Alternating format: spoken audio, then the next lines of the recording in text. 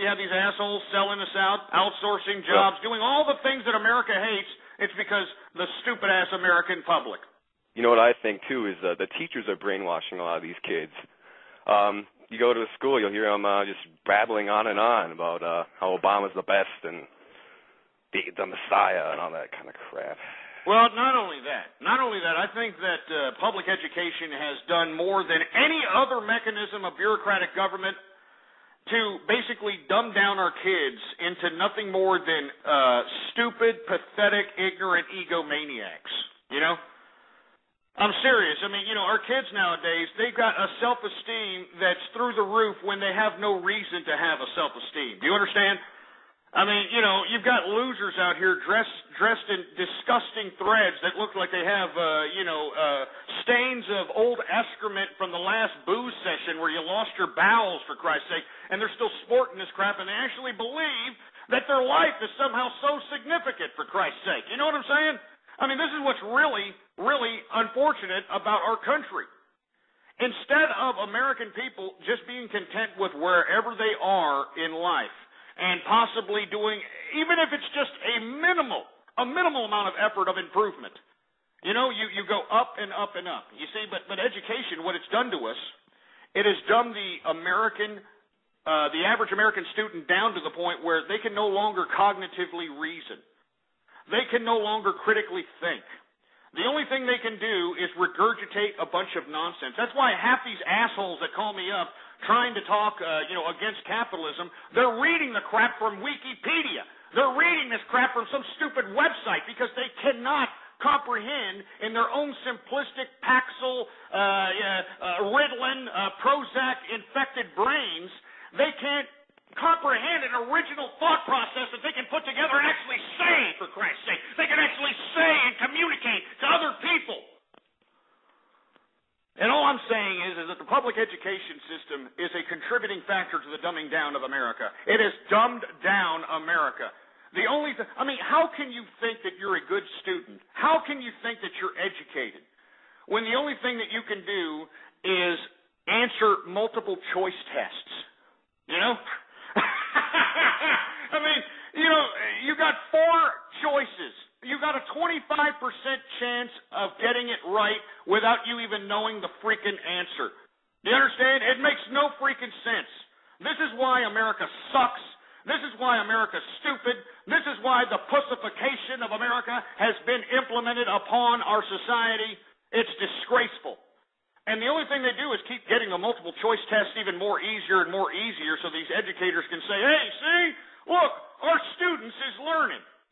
You know, our children is learning. They're putting food on their family. Jesus Christ. Anyway, 646-652-4869. Thanks for the call, man. That's a, interesting point and a point that I take because let me tell you something right now. These educators, they are not helping our children one bit. You know what they're doing? They're turning them into future convicts. You know, I mean, it's very penitentiary in the school system nowadays, you know? They're trying to put them in uniforms now. Can you believe this crap? They're trying to put them in uniforms. You know, they're trying to separate the sexes. You know, I mean, we're going to talk about it later on. Out there in California, they're going to put in a gay and lesbian history class in California education, for Christ's sake. I'm not joking. We're going to talk about that later. But this is America. This is America, folks. I kid you not. We're supposed to be talking about President Obama having a virtual town hall meeting on Twitter. Meanwhile, the debt ceiling deadline continues to grow closer and closer, folks. We need this debt ceiling to be increased. Now, this is where me and the president actually agree on.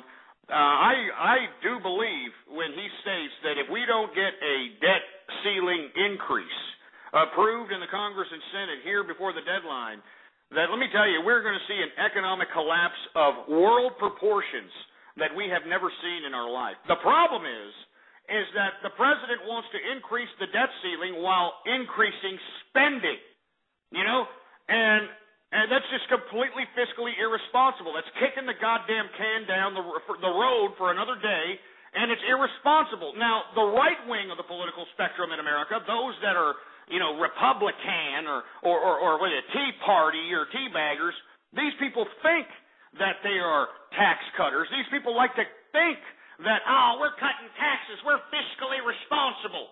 We're fiscally responsible, boy. Well, if you're fiscally responsible, they're teabaggers, you know. If you're fiscally responsible, if you're tax cutters, how come you won't touch Social Security, you old pieces of crap? Huh? How come we can't cut Social Security? Why don't we give the money that are taken out of checks from young people in America for Social Security? Why can't we just let them have it and let them do what they wish with it? You understand? You know, I find it funny that these old people, you know, they're trying to say, oh, there's an age difference. It's ageism. He wants to take Social Security away from us, and we're going to starve to death, and we're not going to be able to afford our medication. Folks, I blogged about this. 75% of the wealth in America today, 75% of the wealth is where? Guess where? The baby boomers, all right? It's in the baby boomer generation. So cutting their stupid little $1,500 a month Social Security check is not going to break these people, you know? It's not going to break them. You know who, continuing this ridiculous Social Security system, you know who it's breaking? It's breaking the young people. The young people that were told by our ignorant education system and by the slimy baby boomers that they had to get a college education and put themselves in debt. And let me tell you something. I've been hearing $90,000, $100,000 now in college debt since the increase in tuition. You know, $90,000, $100,000. That's before they even enter into the goddamn workforce. They're in debt. And this is not the same type of debt like you put on your house. This is not the same type of secure debt that you put on your car. I mean, this is a whole new realm of secure debt. You cannot, and I repeat, you cannot go default on a student loan. They will collect from your ass because of Barack Obama came into power and stimulus package 2 and all these regulated initiatives that he's passed. He's nationalized student loans. So now, if you take out a student loan, they are going to collect from your ass for life. And if you don't believe me, why don't you read about the Department of Education SWAT team? You understand? The Department of Education SWAT team. Yeah, they got a SWAT team. You know what I'm saying? They are raiding people's houses as we speak that are trying to go default on student loans. All right? I'm not joking, folks. You people think I'm just pulling this out of my ass. I kid you not. This is for real. And then you have these baby boomers. They have the audacity. They have the audacity to sit here and say, how can you take away our Social Security, you heartless bastards? How in the hell can you put your children into economic bondage before they even had an opportunity to be employed, for Christ's sake? Why don't you explain that one to me? Why doesn't anybody out there in internet land explain that to me? Anyway, 646-652-4869 is the number to call. I want to hear from you. What do you got to say about this? Area code 513. What's up? You're on the horn. Hey, what's up, Ghost? How you doing? How's it going? It's going pretty good. Hey, first I want to apologize. Last week I called in and my mom started chewing you out about. Oh, so you're the son of that mother that called up and just started going ballistic. Yeah, I want to apologize. She made me actually sit down and watch a Michael Moore movie about capitalism. Made me watch it, or she was going to kick me out. Oh my God! How old are you, son? Yeah, I'm 18. You're 19?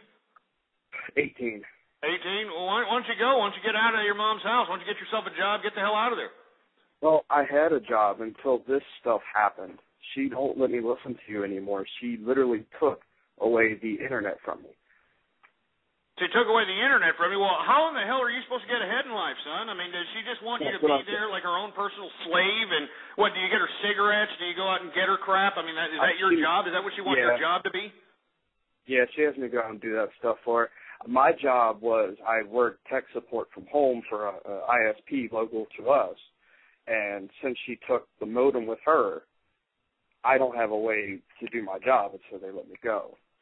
I was getting ready to move out, but Man, this is horrible. You know, I mean, you need to figure out a way to, just go somewhere else. You know what I mean? I have nowhere else to go. Well, you need to hold on. Let me explain. Okay, it's not that hard to scrape up a good $40. All right, $40 or $50. All right, you scrape up a good $40 or $50. All right, in the morning you just leave. You pack up all your belongings. You get the hell out of there. All right, you're 18 years old. You don't need to be going through this crap. And then you go to a motel. You know what I'm saying? I know that these flea bag motels got a lot of disgusting elements in it. But hey, it's free HBO, it's free air conditioning, heating, it's free shower. You know what I'm saying? I mean, that's how it is. Now, the only reason I'm suggesting this is because it's a lot better than living with some 40 years worth of booze and smoke mother that wants you to just, sit there and be her own personal child slave because, I don't know, I guess she thinks that, you're obliged to do so because she shitted you out of her uterus. But, I mean, I am strongly advising you, son, it is time for you to just get the hell out. Just get the hell out and, don't even look back. I mean, if your mom is doing this type of stuff to you, just don't even look back. You know what I'm saying? I know, guys. I was trying to save up to start my own business, and, that's why I was still here. I mean, I could have moved out earlier, but I was trying to save up capital so I could start a business, Cause well, unfortunately, man, we're all dealt different types of hands here. We're all dealt different types of hands. You're going to have to work harder, I mean, a lot of us, I wasn't blessed with some mammy and daddy that gave me everything. I mean, right when I was 18, I had to go out to work. You know what I mean? I had to go out and, get a job. I had to go out and do stuff, And instead of just sitting there at that job for 30 years, I decided to save my capital, stack my chips, flip my chips, and make myself a rich-ass bastard. And that's what you're going to have to do, man. You're 18, you're young, you should be able to work 60, 70 hours a week, no problem. Live out of a motel.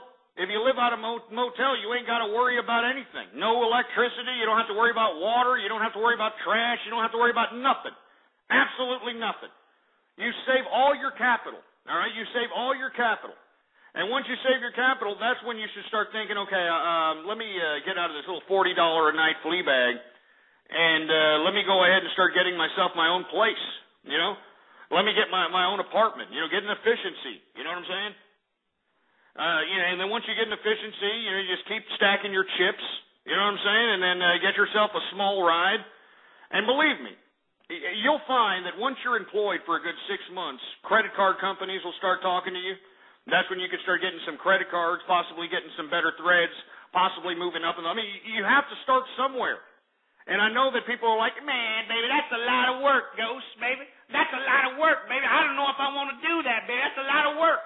Hey, being a capitalist is a lot of work. You're not going to just get money and be rich for life. That's the biggest misconception of everybody throughout the world. The biggest misconception is that you're going to get the big score. You're going to get $100 million from the lottery, and you're going to be able to live on it for life. That's not how it works. Making the money is the easy part. Keeping it is the hard part, baby. You understand? Keeping it is the hard part.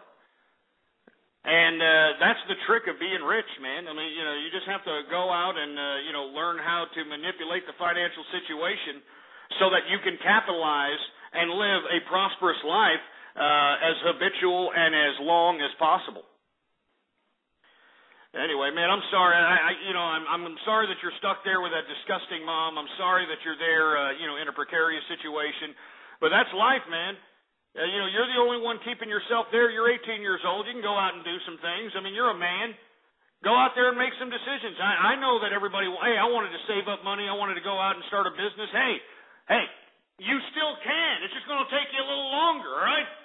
Flex nuts a little bit. All right, go out and do something, for Christ's sake. You're going to have some integrity, have some pride, for Christ's sake. I guarantee you that you go out there and work your ass off from the bottom to the top, you're going to be walking around with a pair of balls that everybody's going to be afraid of. You understand? You're going to be walking around with a type of with a type of confidence that everybody can see through some type of an invisible aura. That's what people see when they look at me. Whenever I walk into a room, for Christ's sake, I mean, people don't even have to be looking at me. I walk into a room, people just kind of turn around. They can just kind of sense, the manly dominance walking into the freaking room. You know what I'm saying? They kind of turn back. They're like, man, what the hell just came in? You know what I mean? And that's how it is. That's how it is. And that's the way you need to be. That's the way every man needs to be.